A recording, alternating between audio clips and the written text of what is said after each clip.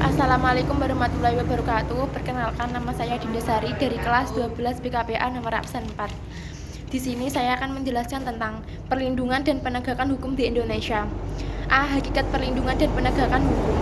1. Konsep perlindungan dan penegakan hukum. Simanjuntak mengartikan perlindungan hukum sebagai segala upaya pemerintah untuk menjamin adanya kepastian hukum serta memberi perlindungan kepada warganya agar hak-hak sebagai seorang warga negara tidak dilanggar, dan bagi yang melanggarnya akan dapat dikenakan sanksi sesuai peraturan yang berlaku. Dengan demikian, sebagai perlindungan hukum apabila mengandung unsur-unsur sebagai berikut: A. Adanya perlindungan dan pemerintah kepada warganya. B. Jaminan kepastian hukum.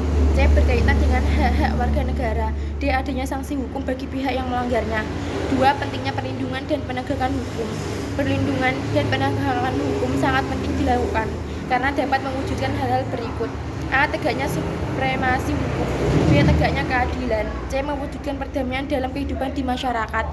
B. Peran lembaga penegak hukum dalam menjalin keadilan dan kedamaian. 1. Peran Kepolisian Republik Indonesia atau Polri. Kepolisian Republik Indonesia atau yang sering disingkat Polri merupakan lembaga negara yang berperan dalam memelihara keamanan dan ketertiban masyarakat, penegakan hukum, serta memberi perlindungan, pengayoman, dan pelayanan kepada masyarakat dalam rangka terpeliharanya keamanan dalam negeri.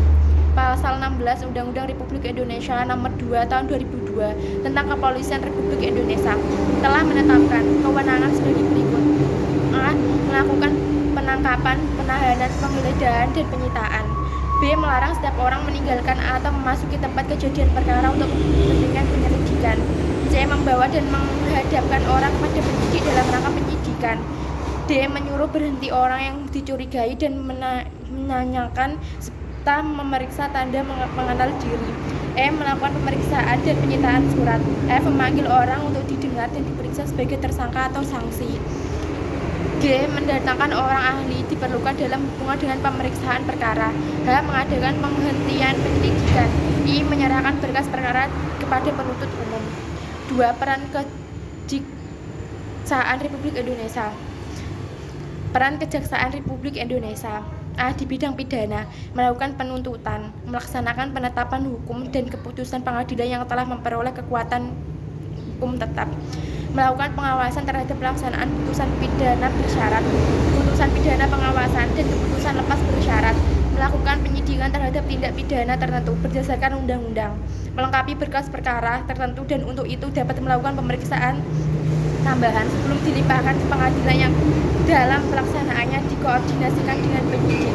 B. Di bidang perdata dan tata usaha, kejaksaan dengan kuasa khusus dapat bertindak baik di dalam maupun di luar pengadilan untuk dan atas nama negara atau pemerintah.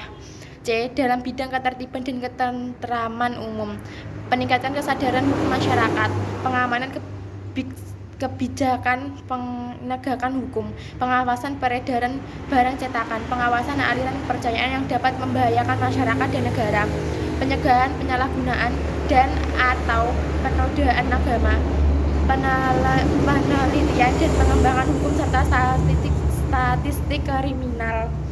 3. Peran hakim sebagai pelaksana kekuasaan kehakiman. A. Hakim pada Mahkamah Agung yang disebut dengan Hakim Agung.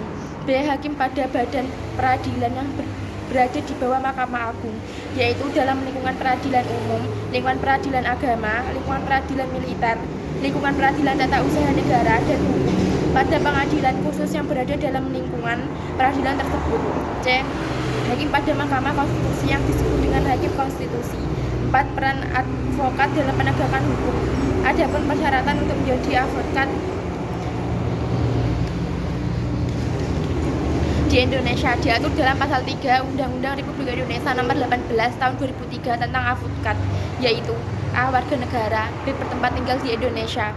C. Tidak berstatus sebagai pegawai negeri atau penjabat negara, berusia sekurang-kurangnya 25 tahun, berijazah sarjana, yang berlatar belakang pendidikan tinggi hukum, lulus ujian yang diadakan oleh organisasi advokat, magang sekurang-kurangnya 2 tahun terus-menerus pada kantor advokat, tidak pernah dipidana karena melakukan tindak pidana kejahatan yang diancam dengan pidana penjara 5 tahun atau lebih, berperilaku baik, jujur, bertanggung jawab, adil, dan mampu integrasi yang tinggi.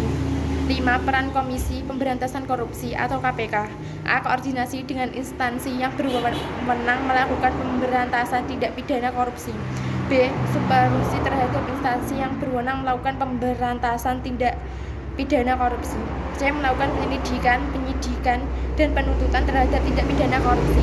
D. Melakukan tindakan-tindakan pencegahan tindak pidana korupsi. E. Melakukan monitor terhadap penyelenggaraan pemerintahan negara. C. Dinamika kasus pelanggaran hukum. 1. Berbagai kasus pelanggaran hukum. Pelanggaran hukum merupakan bentuk ketidakpatuhan terhadap hukum. Ketidakpatuhan terhadap hukum dapat disebabkan oleh dua hal. A. Pelanggaran hukum oleh si langgar sudah dianggap sebagai kebiasaan. B. Hukum yang berlaku sudah tidak sesuai lagi dengan tuntutan kehidupan.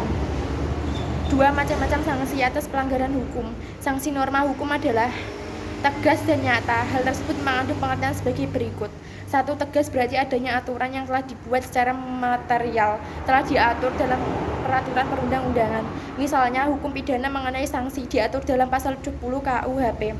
Dalam pasal tersebut dijelaskan bahwa sanksi pidana berbentuk hukum dan mencakup 1. Hukuman pokok yang terdiri atas A. Hukuman mati, B. Hukuman penjara yang terdiri atas hukuman seumur hidup, dan hukuman sementara waktu atau setinggi-tingginya 20 tahun dan sekurang-kurangnya 1 tahun.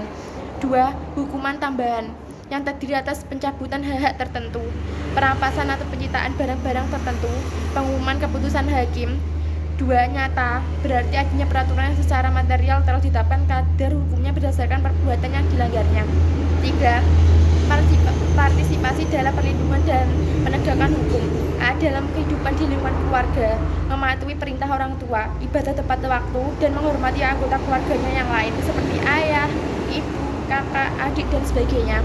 B. Dalam kehidupan di lingkungan sekolah, menghormati kepala sekolah, guru, dan karyawan lainnya, memakai pakaian seragam yang telah ditentukan, tidak mencontek ketika ulangan, dan memperhatikan penjelasan guru. C. Dalam kehidupan di lingkungan masyarakat, melaksanakan setiap norma yang berlaku di masyarakat, bertugas ronda, ikut serta dalam kegiatan kerja bakti, menghormati keberadaan tetangga di sekitar rumah, membayar iuran warga, serta melakukan peraturan yang menyebabkan kekacauan di masyarakat seperti tawuran, judi, mabuk, dan lain-lain. D. Dalam kehidupan di lingkungan bangsa dan negara, bersikap tertib ketika berlalu lintas di jalan raya, memiliki KTP dan SIM, ikut serta dalam kegiatan pemilu, membayar pajak, membayar retribusi parkir, bersikap tertib berlalu lintas. Sekian dari saya. Wassalamualaikum warahmatullahi wabarakatuh.